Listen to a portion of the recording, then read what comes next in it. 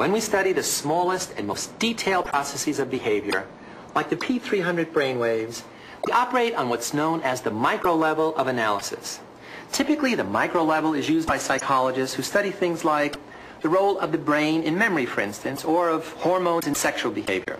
But most psychologists operate on the next level, the molecular level of analysis, which studies somewhat larger units of observable behavior, such as the speed of reacting to a simple stimulus.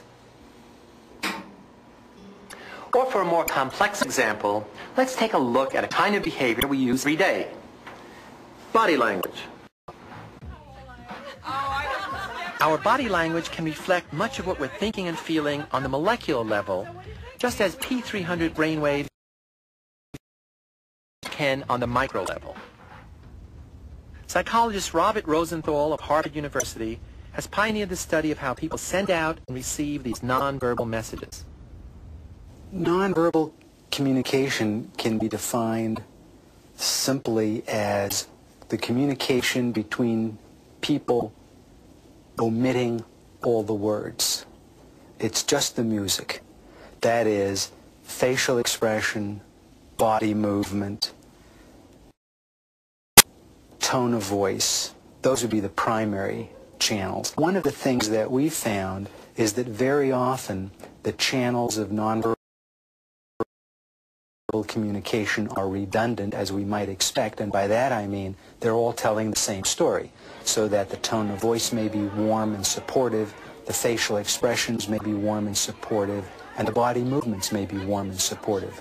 Other times, quite often in fact, different channels of nonverbal communication are in contradiction to each other, and the face may be saying something quite differently from what the tone of voice is saying. If something really goes drastically wrong, I really don't think it'll be our fault. And we know, for example, that in deception, when people are lying to each other, if you want to catch a liar, you will do better to pay attention to the liar or the potential liar's tone of voice than to watch their face. The face is too easy for the liar to control, so that the face is under our own control to a much greater degree than our body, and our body is under our own control to a greater degree than our tone of voice. Rosenthal has also investigated how subtle aspects of nonverbal communication influence the medical treatment of alcoholics. We tape recorded a 1-minute clip of the doctors telling us what had been their experience with alcoholics. And for each one of the doctors, we had their success rate in getting alcoholics to go into treatment. What we found was that if we took these 1-minute tape clips for our 9 doctors, ran them through a special filtering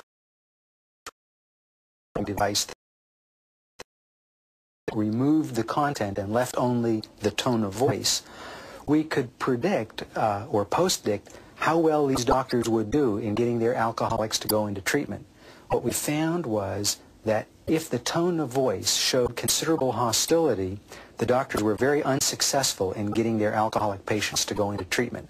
If they showed much less hostility, they were much more successful in getting alcoholics to go into treatment.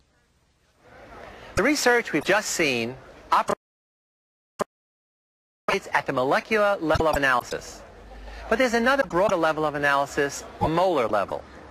Here we find researchers who investigate large units of behavior of the whole person in complex situations. In this kind of analysis, the individual's cultural background and social experiences must also be factored in. Psychologists working on the molar level might study violent behavior, sexual attraction, worker morale and productivity, I bought some sleeping pills. patient-therapist interactions. What happened when you came to the center? It would get easier when I had someone to talk my problems out with. Or the nature of prejudice.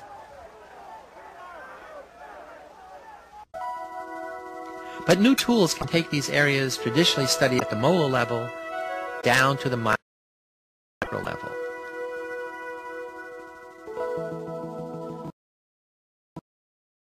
Mazarin Banaji of Yale has uncovered how our unconscious attitudes can show up as activity deep within the brain. She began with a reaction time test, the IAT, to measure how quickly we pair our positive and negative values to unfamiliar black and white faces. The IAT measures the strength of association between two concepts. You can imagine how quickly can one pair words like love, joy, peace, things that mean good things, with the category African American, the category European American. The speed with which the two can be connected is an indirect measure of one's level of prejudice towards the group. These unconscious high-speed connections can reveal a bias quite different from our conscious beliefs. Banaji has captured thousands of IAT responses. They have yielded some expected and unexpected results. White Americans show what we might call an in-group preference. That is, they show a swiftness to associate white with good and black with bad. African Americans show an interesting pattern. On average, they show no bias. About half the African Americans who take this test are showing a pro-black preference. That is, they're faster to associate black with good than white with good. But the other half are showing quite the opposite. They're showing a fast association between white and good, even though they're black. If a negative value for black can overpower our conscious attitudes, it should be visible deep within the brain, in its emotional center, the amygdala. With functional magnetic resonance imaging, scientists can observe how the amygdala is activated when we see emotional or fearful stimuli. Neuroscientist Liz Phelps worked with Banaji to compare the IAT data to amygdala activity. When you learn something in the environment, fearful or negative, the amygdala will become involved. So we would expect, if the amygdala is important in emotional learning and memory in general, that it would also be important in learning about the evaluation of social groups and the emotional properties that we assign to social groups.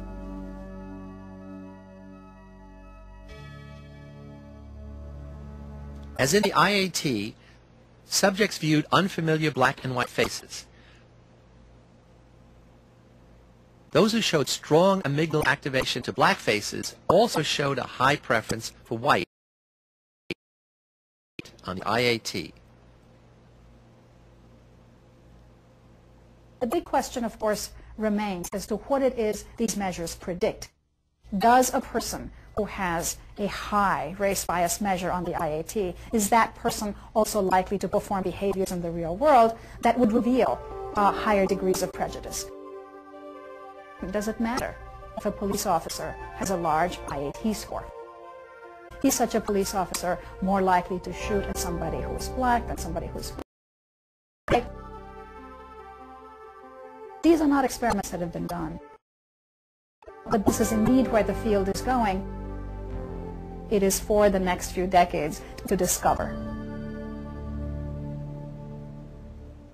So now you have an idea of the three levels at which psychologists work. There's the micro, the molecular, and the molar, which to many sound a lot more like the physical sciences than psychology. But that's no accident. Psychology is a science. It has the methodology of a science, the principles, the practices, and procedures that yield conclusions based on data, on research-generated evidence. Psychology also has its own historical context in which it must be understood, just as all of us have. Modern psychology began in 1879 when Wilhelm Wundt founded the first experimental psychology laboratory in Germany. Wundt trained many young researchers who carried on the tradition of measuring reactions to experimental tasks, such as reaction times to sensory stimuli, attention, judgment, and word associations. The first American psychological laboratory like Wundt's was founded at the Johns Hopkins University in 1883 by G. Stanley Hall. Hall, the first president of the American Psychological Association, introduced Sigmund Freud to the American public by translating Freud's General Introduction to Psychoanalysis. but 1890 may stand as the most significant date in psychology's youth. That's when William James published what many consider to be the most important psychological text of all time, Principles of Psychology. James was a professor of psychology at Harvard University, where he also studied medicine and taught physiology.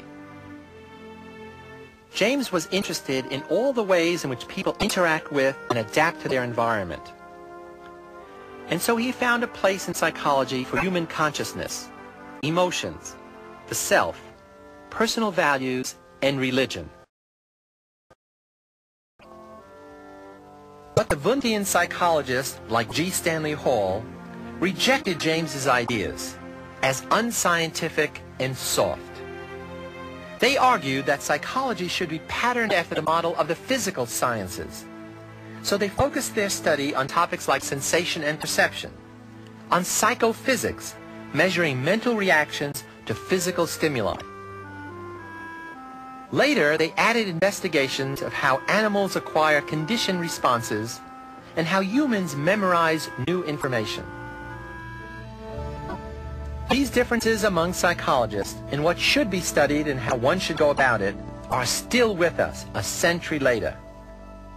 In the programs ahead, we'll need to adopt multiple perspectives, to be open to a range of theories, and to use a variety of research approaches, given the complexity of our subject matter, the brain, mind, and behavior. In our next program, we're going to see how psychologists conduct their research. If that sounds boring, think again. Psychology is so much a part of our everyday lives that all of us can benefit from understanding that what we know about human nature depends on how we know it. So join us next time and become a more sophisticated consumer of research that purports to tell us about ourselves. For Discovering Psychology, I'm Philip Zimbardo.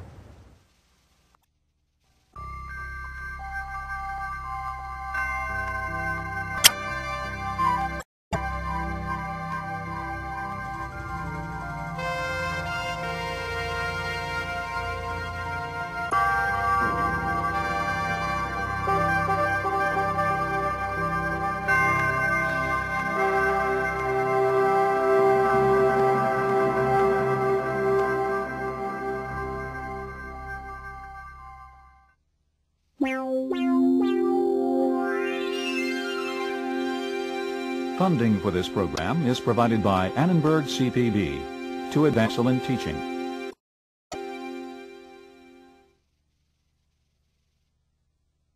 For information about this and other Annenberg CPB programs, call 1-800-LEARNER and visit us at www.learner.org.